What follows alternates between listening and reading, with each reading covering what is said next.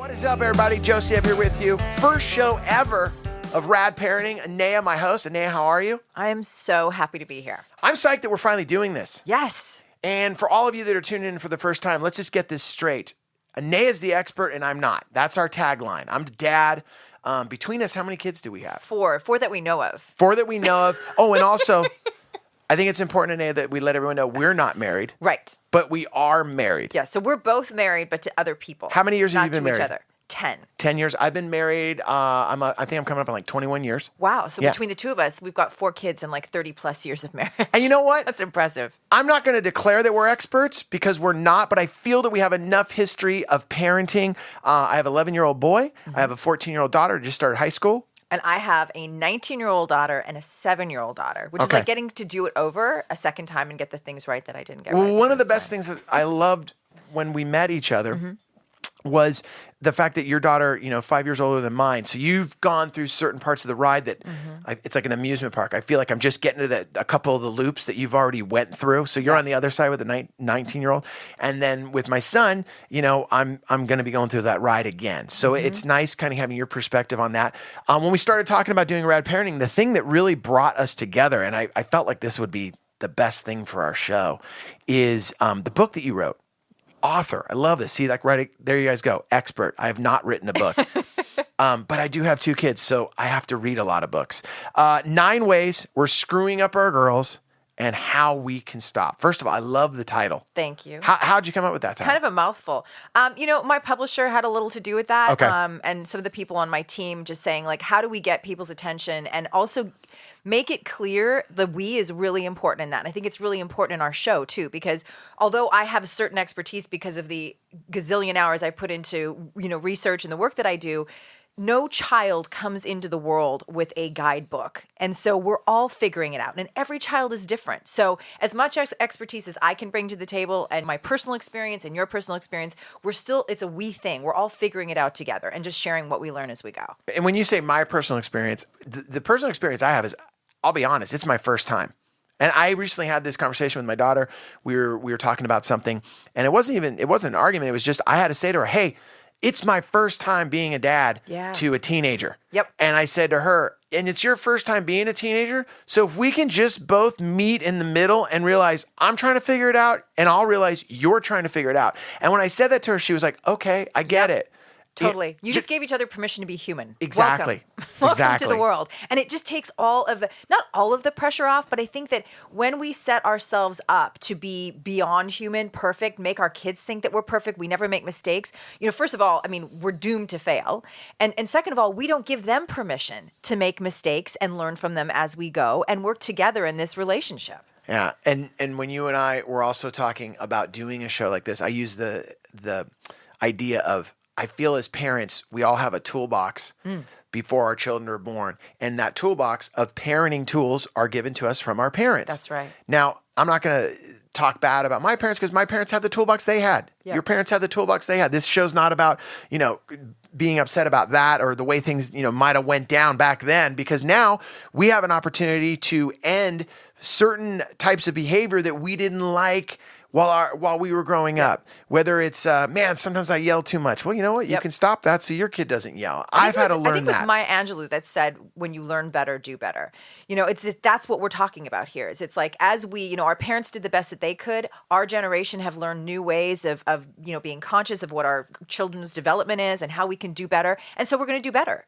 That's it. And we're here to help people learn more so that they can do better. So as you continue to listen over the next couple of weeks, we really want to make it clear to you guys, we're figuring it out as we go. Hopefully this is a gateway show to you going, wow, you know what? I want to read the book, 9 Ways That We're Screwing Up Our Girls and How We Can Stop. Or we're going to be talking about lots of different authors, giving different sites for you to check out. Yep. And honestly, doing this show is, I know from just the shows that we've been talking about and taping, it's obviously opened my eyes to so many different ways of parenting that even I was like, wow, I never thought of that. That's why I love doing the show. I got to say, I wish I would have started doing the show 10 years ago because I've learned so much. Yeah. All right, let's talk about your book here. One of the chapters that just drew me in right away, because the term just in 2015 just seems so out of date, but I guess it still does exist. The daddy's little girl, the daddy's little princess.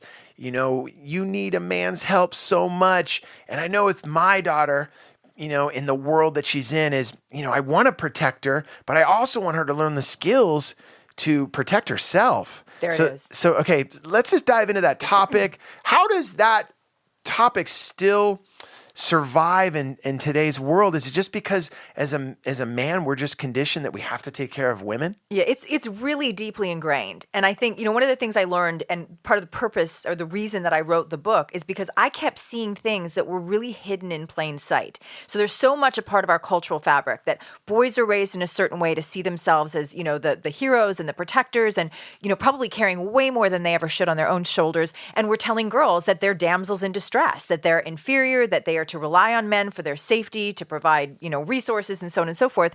And what we're effectively doing is limiting both our girls and our boys to these male and female boxes, if you will. So with women, it's you're damsel in distress, but maybe with boys, I feel, I'm just throwing it out there, it almost feels like emotionally we're always teaching our boys, no pain, no gain. Absolutely. Or, even with crying, don't cry. Yeah. Come on, suck it up. Now, absolutely. Where does that conditioning come from? Okay, So let me just to start throwing another thing out there. So Tony Porter did an amazing TED Talk, one of my favorite TED Talks ever, and he talks about something he calls the man box. And so he basically says, from the time that little boys are just itty bitty, they are taught through the toys that we give to them, the way that we talk to them, the way we dress them up, the way we interact, dads, the way that they sort of roughhouse with boys and they treat their daughters differently. All of those things go into their programming. So boys start to learn the only emotion I'm ever supposed to show is anger, to show vulnerability, to show sadness. Those things are weak. They are part of being female, which is inferior. So I shouldn't do that, right? I'm supposed to be, big and strong. I'm supposed to be stoic. I'm supposed to be, in charge. All of these things that put a tremendous amount of pressure, A, and B, limit the multifaceted emotions and thoughts and all of those things that boys bring to the table. And then with girls, we put them basically into the woman box. We say from the time they're watching, Disney films or fairy tales in the beginning, as a female, you are the damsel in distress, waiting for your prince or your hero to arrive so that your happily ever can begin. It cannot begin until he arrives. So those are really, really deeply programmed norms that we set up for our kids. Question.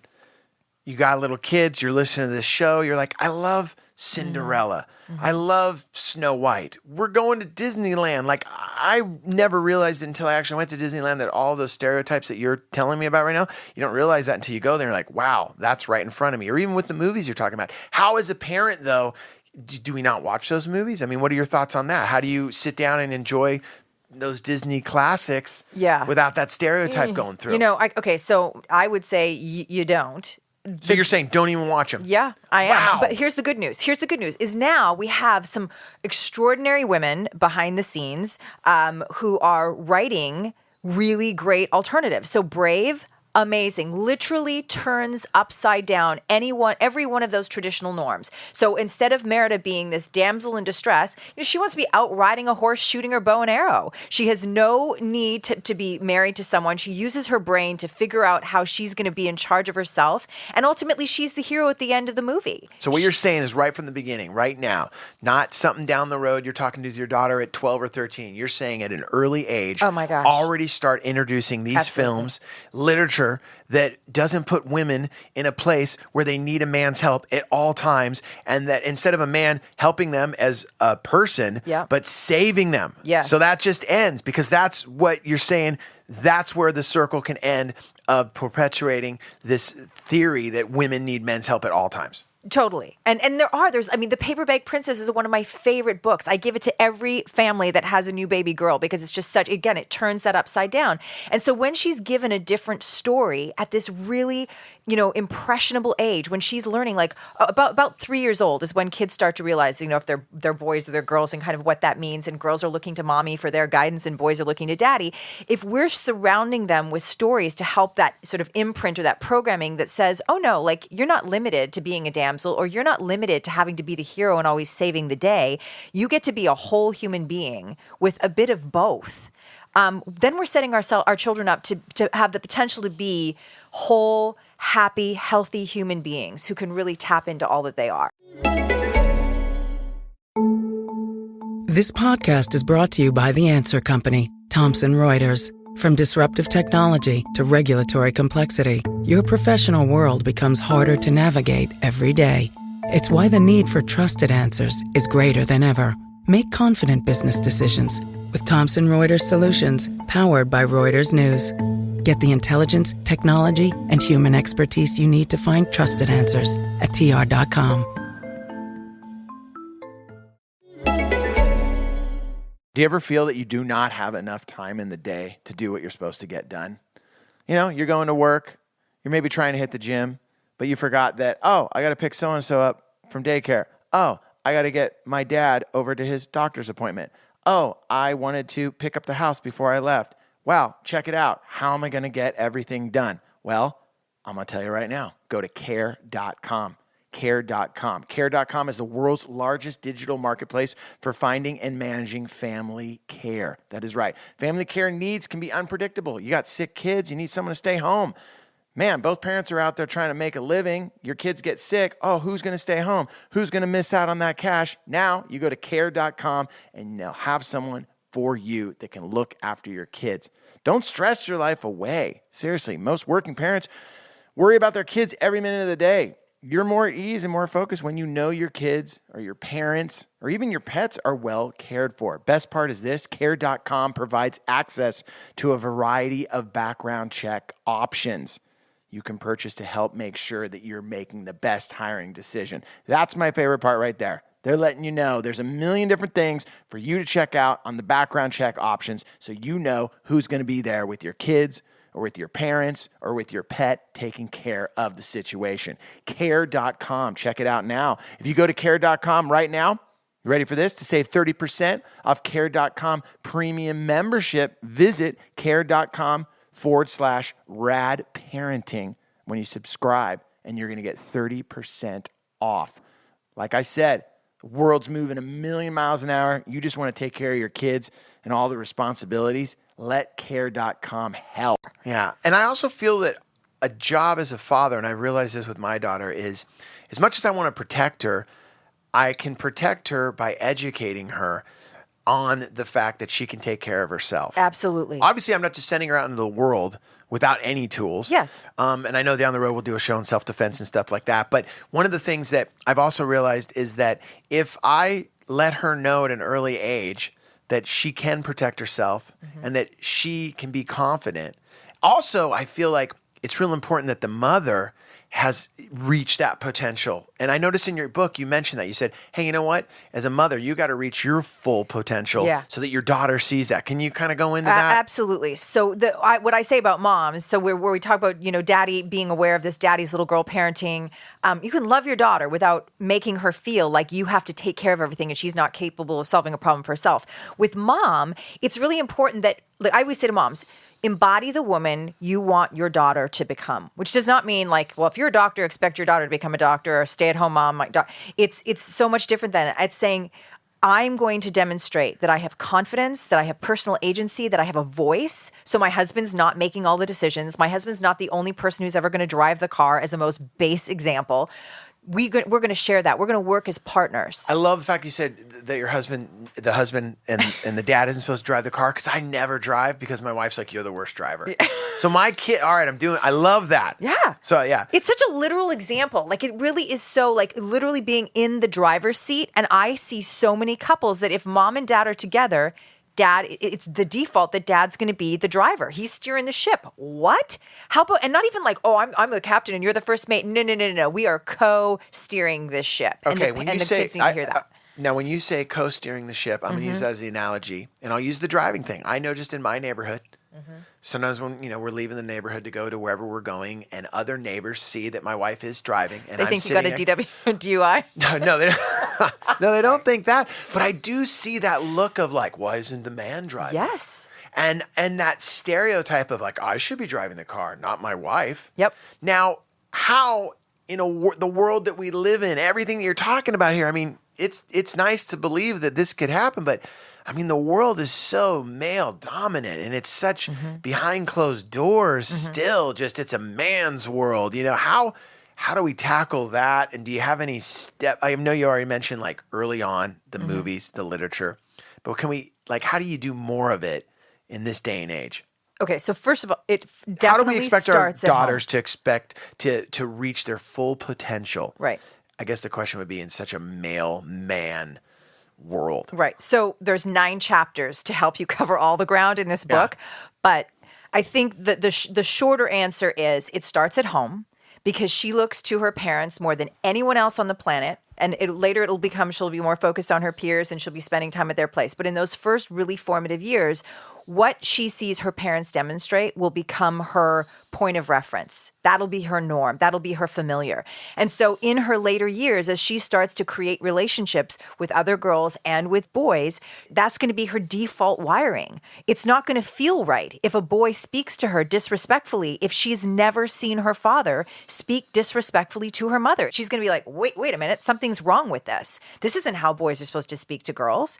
And go ahead. You know, one of the things that you just mentioned right there, because I know someone listening to the show right now is like, we've all had our argument with our wife. We've all, men yelling at their wives, and vice versa. Yeah, and vice versa. I'm just saying for everyone listening to the show right now, you're like, whoa, okay. Because the first thing that went through my head when you say it, I was like, oh gosh, can something like that's happened in my life? How do I fix that? But if that behavior's happened before, how do you address it after it's happened? Can you still go back and totally? I go back in time? Do-over? Is there a do-over? There's not a do-over in the true sense of the word that we'd really like to be like, can we seriously like rewind and just do that for the first time again? But there are so many, these are teachable moments. I think that we can demonstrate so many great qualities and strengths to our children when we allow ourselves to show them that we're human. So, I mean, I would say, if my daughter's 19 right now, and there are things that I think back on, and I'll go to her and I'll say, do you remember that time? And sometimes she does and sometimes she doesn't. But it still has a tremendous impact to say, here's what I did wrong, and here's how I would do it differently, and I want you to know that I get it now.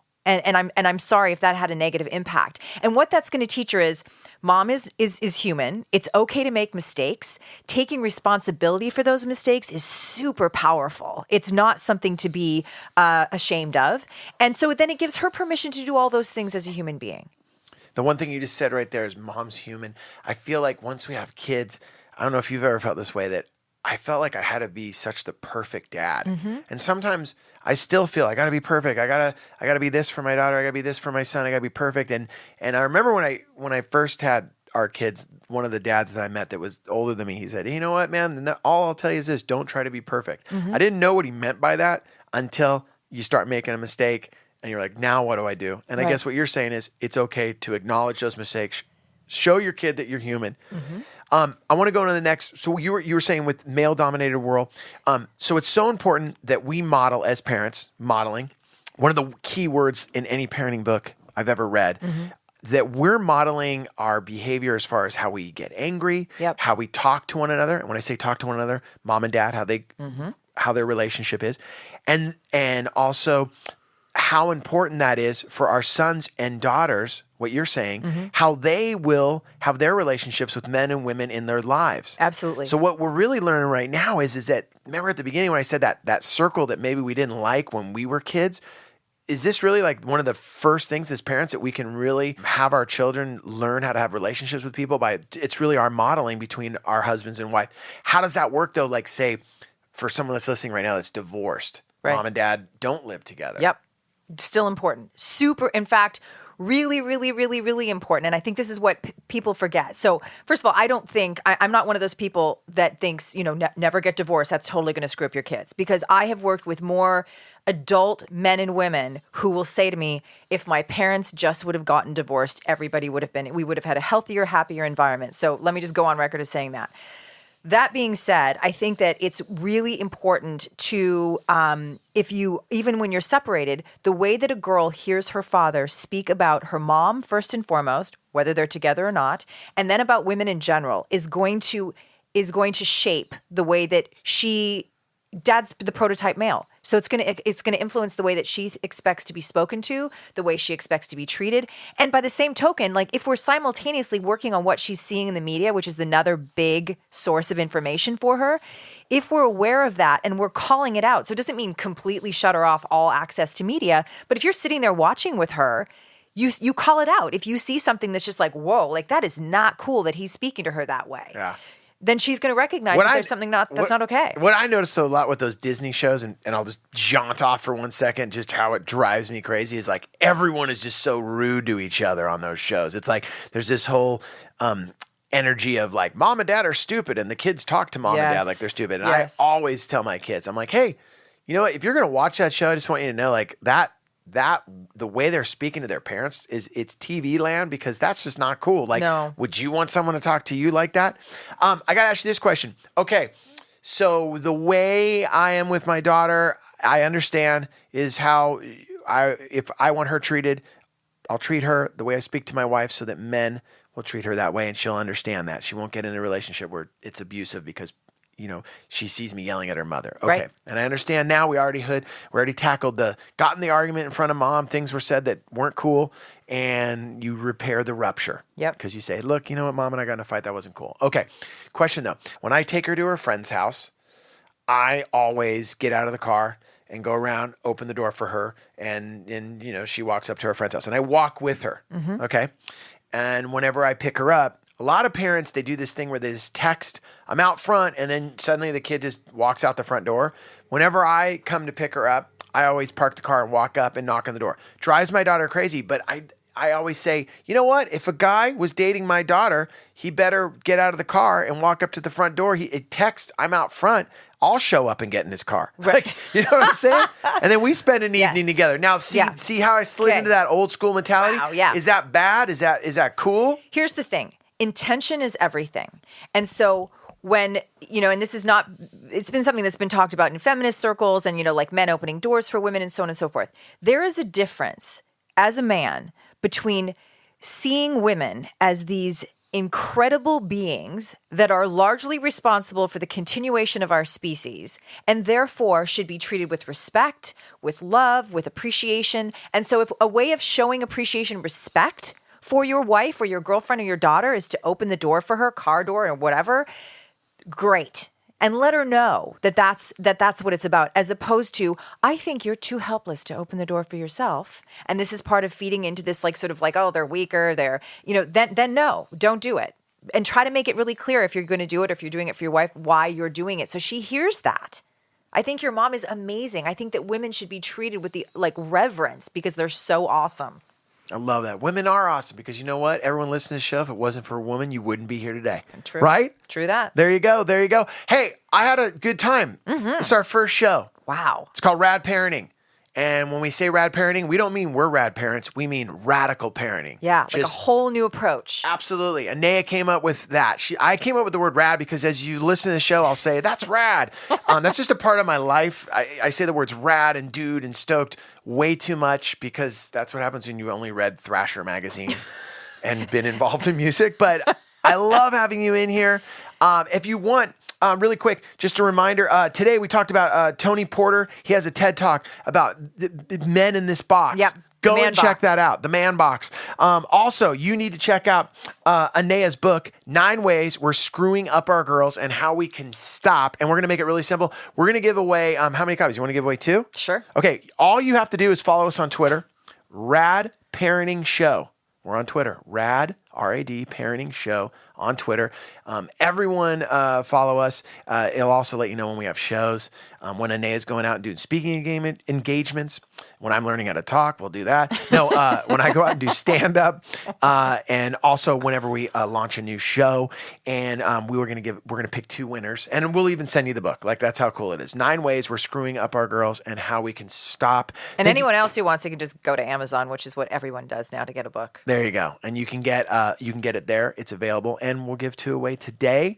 Thank you so much. Hey, if you have any email questions, like anyone you want on the show, any ideas, also feedback. Like, if you're into what we're doing and there's any ideas that you want that could make it better, we're totally open to that. And our email is radparenting@gmail.com.